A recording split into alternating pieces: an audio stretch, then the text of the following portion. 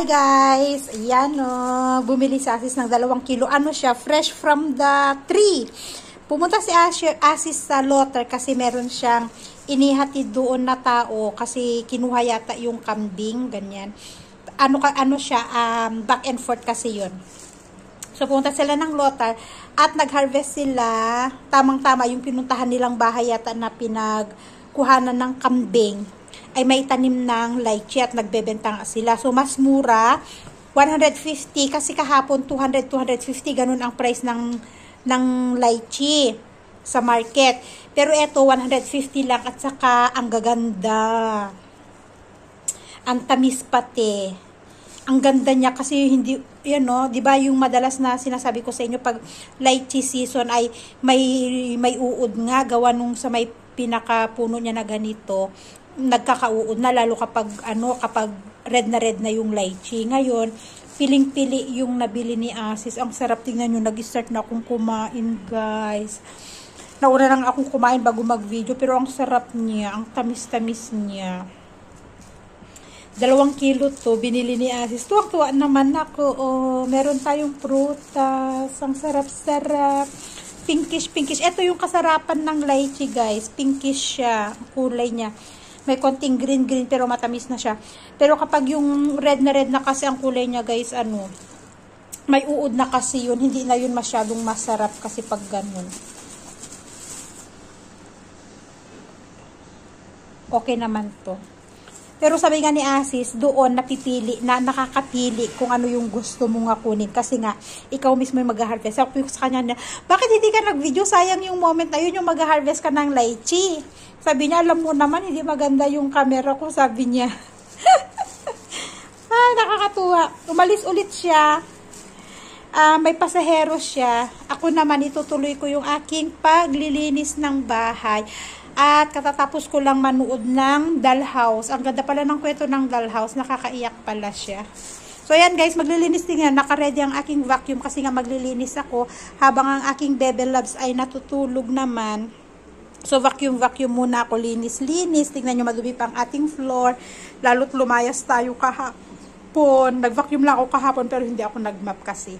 So ngayon maglilinis ako. At nagtanggal din ako ng cover ng ating couch kasi nga i-vacuum ko lahat yan. So linis muna ako guys. See you later.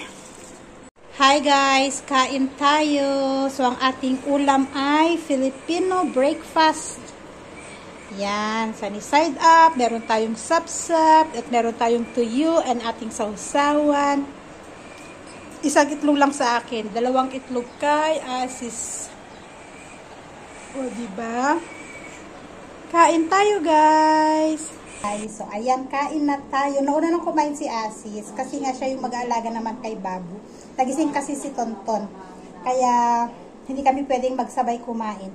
At sabi ko, sige, mauna ka nang kumain at ako na lang ay pagkatapos na lang niya para maalagaan niya si Tonton at para maayos yung aking video. Kasi pagising si Tonton, iyak-iyak siya, hindi natin siya sabayan. Hindi ko siya pwedeng isabay kumain mag-video habang nag-aalaga kay Tonton. Kaya ayan. At syempre meron tayo ditong dal guys. Sabaw natin, munggo. Itong munggo namin halo. Alam niyo yung rajma na na-harvest namin sa likod? Green yun, tapos hinalo sa lentil na color black. May kasamang munggo at saka yung lentil na color yellow. Magkakahalos, bali mix itong lentil natin. Yan, may rajma, may lentil na yellow, may lentil na black at saka may munggo. So yun yung sabaw natin. Kain tayo. And syempre, magkakamay tayo dahil nga ang ating mukbang ay Pinoy breakfast. O, diba? Sap-sap. Sausaw natin sa ating suka na may sibuyas. Haluan natin ang sibuyas. Ang sarap. Nakakamiss naman yung ganitong pagkain bulad. Dried fish. Pwede akong mag-ano ulit. Pwede akong magawa ulit ng tuyo-tuyo kasi ang tindi ng sikat ng araw dito sa amin. Madali lang siya matuyuan ba?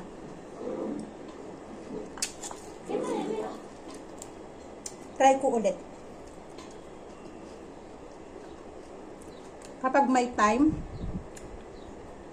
try ko ulit magtuyo, guys. May, di ba may isa dito yung maliliit yung gaganyan? Yung priniprito lang din. Try natin tuyo. Kinain na ni Asis yung parte niya. Baling natira dito yung akin na lang. Ang tuyo, walang tapon. Kinakain pati ulo.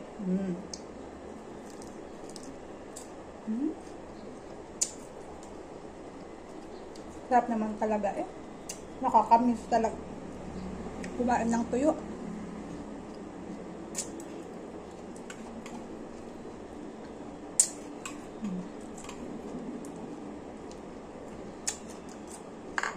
Ang sarap din ng sibuyas na babad sa suka na may asin, na may asukal. Nihaluan ko siya ng asukal, guys, kasi para hindi siya masyadong maasim. Pero kahit pa paano maglaban yung asim, alat, at saka yung tamis nung sausawan natin. Kapag purong suka kasi, maasim siya masyado. Nakakamiss yung ganitong breakfast. Masarap pa sana kung may longganisa. Ay, sarap ng longganisa.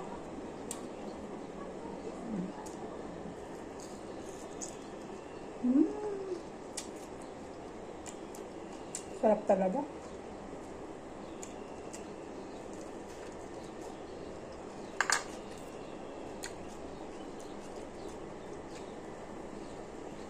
Nakakamiss lang kumain yung mga ganitong pagkain. Bali, binigay pala to ni Aling Mimi. Di ba dumating siya galing Pinas? So, may mga dala siyang ganito. Dahil pumunta tayo dun kahapon, ayan. So, nabiyayaan tayo ng dala niyang tuyo at saka sapsap. Kaya thank you kay Ading Mildred.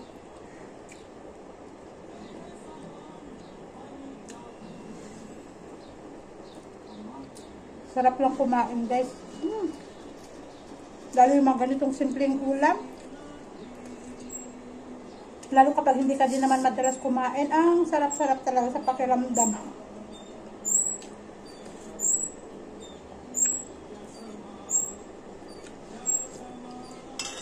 Tamang-tama nagluto si Asis ng ng sabaw. Biyernes ngayon. Ay, tama, Biyernes ngayon. Alam nyo naman, munggo every Friday. Di joke lang. Sa Pilipinas kasi nasanay kapag Biyernes, munggo. Pero dito, almost every day may munggo. Sabaw.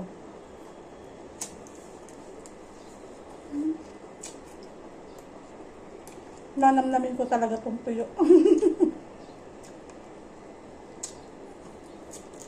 Sarap talaga. Uy!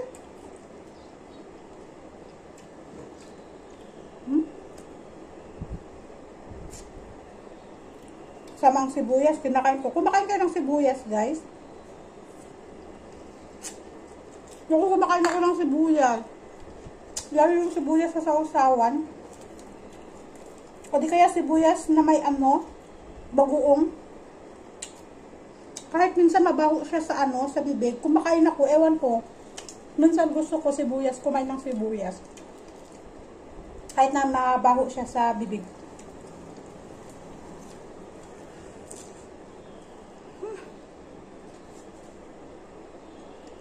Sarap talaga.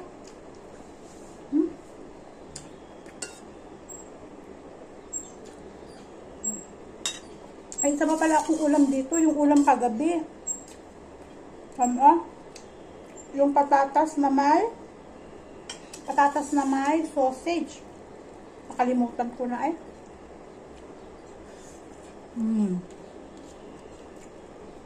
Tira namin yung ulam kagabi.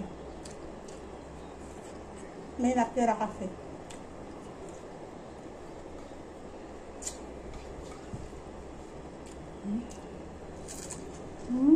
Crunchy. Sarap-sarap lang, uy.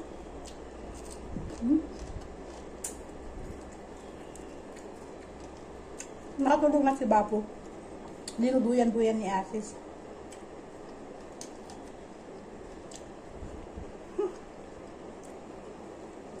Enjoy na enjoy ako sa pagkain ko eh. Sarap talaga. Yan, itsura ko. Wala pang ligo yan. Eksakto dumating si Asis, naglilinis ako sa bahay. Naglilinis ako ng bahay, nagising si Tonton, pinadede ko, eksakto dumating si Asis. Sabi niya, gutom na daw siya. Sabi ko, hindi pa ako tapos mag-map dito sa kusina. Tinapos niya mag-map dito sa kusina. Tapos sabi ko, pag nagugutom ka, mauna ka na. Kasi nga, pinapadede ko si Tonton. Ayun, kumain na siya. Kasi sabi ko, eksakto, pagkatapos mo, ako naman ang kakain. Kumbaga, salitan ba kami? Para may mag-alaga kay Tonton habang ako kumakain naman. Kaya, nauna na siya sa akin. Kaya ko lang ang nakikita niyong kumakain ngayon.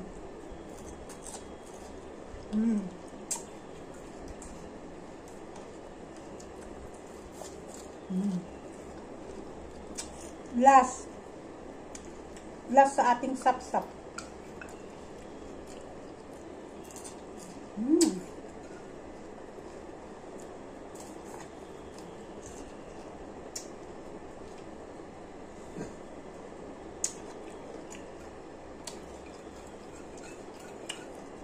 Last bite. Sarap talaga. So yun guys. See you later.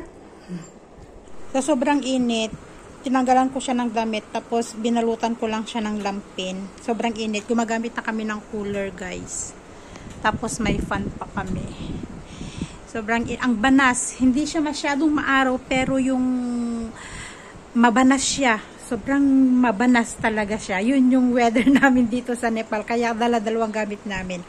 At syempre, dumating na rin ang aming kuya. Pagod siya galing sa school. Nagagawa kami ng homework.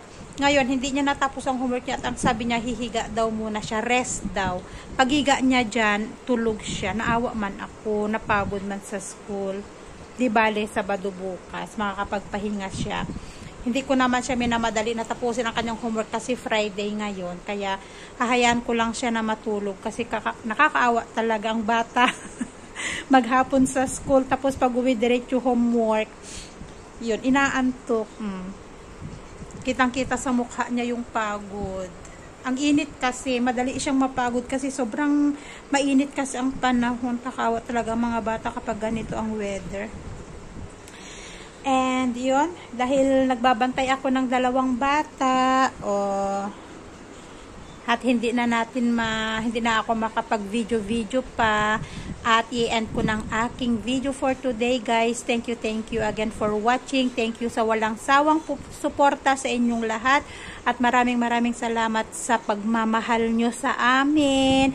Thank you so much. Na-appreciate ko talaga lahat yun guys. Lahat ng mga pagsuporta nyo sa amin, walang sawang pagsuporta nyo sa amin, I appreciate ko talaga lahat yun. Kaya thank you so much. See you in our next vlog everyone. Bye and God bless us all.